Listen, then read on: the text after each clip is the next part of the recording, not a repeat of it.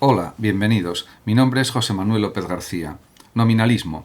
El nominalismo es una corriente teológica y también filosófica que surge, si bien surge antes del siglo XIV, diríamos que las consecuencias de la misma se desarrollan sobre todo en este siglo, a través principalmente de Guillermo de Ockham, pero también otros teólogos anteriores pues elaboran tesis, planteamientos acerca de esta cuestión. Todos los conocimientos racionales y todos los datos de la fe pudieron aparecer como elementos de un sistema único. En el siglo XIII, el descubrimiento de la obra de Aristóteles, que anteriormente apenas se conocía, supuso una conmoción para todo el pensamiento escolástico, teológico. Por ejemplo, el propio Tomás de Aquino, como se sabe, que nació en 1225 y murió en 1274 a los 49 años, dedicó más de 20 años de su vida precisamente a escribir, escribiendo tratados sobre básicamente cuestiones de la doctrina cristiana, por supuesto, la Suma Teológica, Suma contra Gentiles y otras obras, pero también se dedicó a estudiar en las mismas las obras principales de Aristóteles, ajustando a Aristóteles a la doctrina cristiana. Por ejemplo, la cuestión de la eternidad de la materia no fue aceptada por Tomás de Aquino porque eso contradecía la creación divina de la Tierra, y había otra serie de cuestiones en las que, por ejemplo, la referida a la inmortalidad del alma, que no era aceptada por Aristóteles, porque Aristóteles hablaba de un intelecto agente, pero que era un intelecto colectivo, no individual. En este sentido, tampoco esto es aceptado por Tomás de Aquino, y hubo otras cuestiones en las que también Santo Tomás se apartó de la doctrina aristotélica, y por supuesto también Santo Tomás desarrolló su propio sistema teológico y filosófico. Realmente podemos decir que la sólida estructura de la filosofía aristotélica, con una lógica perfecta, produjo un impacto enorme en el siglo XIII, gracias a las traducciones de Guillermo de Moerbeke y de otros traductores. La filosofía de Aristóteles además se convirtió en la obra de la razón, la cual no puede ser contradictoria con la fe.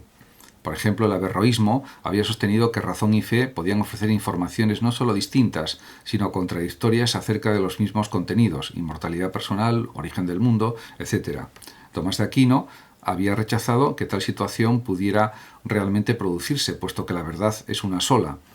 Además, los dominicos y franciscanos se habían unido en 1277 para que los averroístas fueran condenados. En cambio, en el siglo XIV se caracteriza por la preeminencia de un cierto criticismo en el terreno filosófico y también del misticismo en lo religioso. El nominalismo, podemos decir que en su sentido más estricto, es aquella teoría que niega la existencia de conceptos universales. No existe el concepto universal de hombre, sino solamente la palabra hombre. Guillermo de Ockham, este franciscano británico, profesor y gran lógico también y gran teólogo, admite los conceptos universales, aunque afirma que estos carecen de fundamento extramental. Otro pensador, como Durand de Saint-Pourçain, dice que todo lo real o todo lo que es real es individual y singular, con lo cual suprime el principio de individuación, por ejemplo, de Duns Scoto.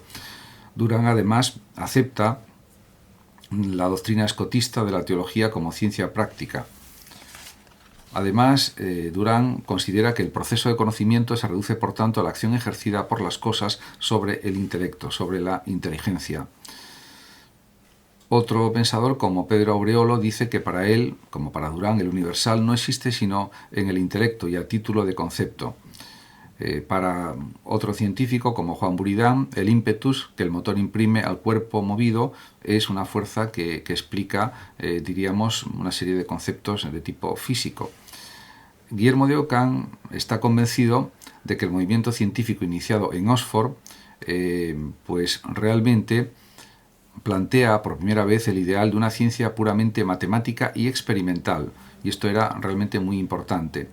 Diríamos, lo más decisivo es la experiencia, el experimento, para llegar a la verdad, para llegar, diríamos, a la comprobación de los datos, etc. Por ejemplo, Alberto de Sajonia logra descubrir que la velocidad de un objeto en movimiento es proporcional al espacio recorrido, lo cual también es una noción física o una base física muy importante.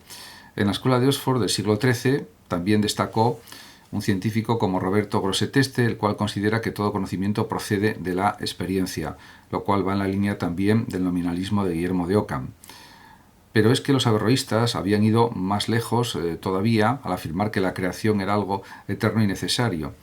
Y realmente pues esto se contradecía con la doctrina cristiana.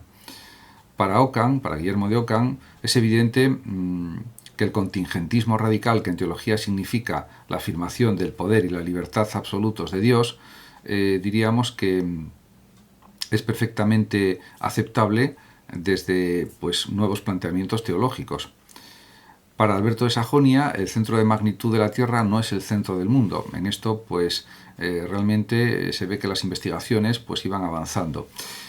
Guillermo de Ockham parte de un rechazo a la primacía de lo universal y de la necesidad de un principio de individuación. No hace falta ni principio de individuación en el sentido en que lo entendía, por ejemplo, Duns Scotus, sino en un sentido más positivo de ir a lo singular. En ese sentido, sí. Ockham rechazó el principio de individuación por considerar que es un falso problema, tal como lo entendía, por ejemplo, Duns Scotus. Según Ockham, los universales se forman espontáneamente en el entendimiento. Nicolás de Oresme, por ejemplo, también habla de la ley de la caída de los cuerpos, porque se percató de esta ley de caída de los cuerpos por observación. Y en relación con la lógica del siglo XIV, por ejemplo, en sus tratados de lógica, Ockham habla de la suposición de los signos lingüísticos que tienen la capacidad de suponer y de ocupar el lugar de las cosas en el discurso. Realmente todo esto se unía a nuevos descubrimientos, como por ejemplo Nicolás de Oresme, que dijo que había un movimiento diurno de la Tierra. Y luego hay un concepto que es muy conocido y que conviene pues resaltar, que es el principio de economía de Guillermo de Ockham, o la navaja de Ockham, que es un principio de economía del pensamiento. Diríamos que no hay que multiplicar los seres o entes sin necesidad, y esto también es un principio nominalista. Para Ockham, en el proceso cognitivo o en el proceso cognoscitivo es necesario eliminar una serie de pasos que, a juicio de Guillermo de Ockham, son absurdos. El fantasma de Scoto, las especies, la distinción entre entendimiento, agente y paciente, para él son conceptos o explicaciones innecesarias de cómo funciona la inteligencia, la mente humana. También habría que destacar que Nicolás de Oresme elabora la primera idea de la geometría analítica. En cuanto a Guillermo de Ockham, cabe decir también que rechazó los principales conceptos de la metafísica aristotélica, como son, por ejemplo, la sustancia en Aristóteles, la causa, la materia-forma, la causa final, porque consideraba que no estaban basados en una evidencia empírica, en una base experiencial o experimental, en cualquier caso. Muchas gracias a todos por su atención, saludos a los oyentes de Radio Sofando de México y por último decir que el que lo desee puede compartir este vídeo, simplemente suscribirse a mi canal. Hasta siempre.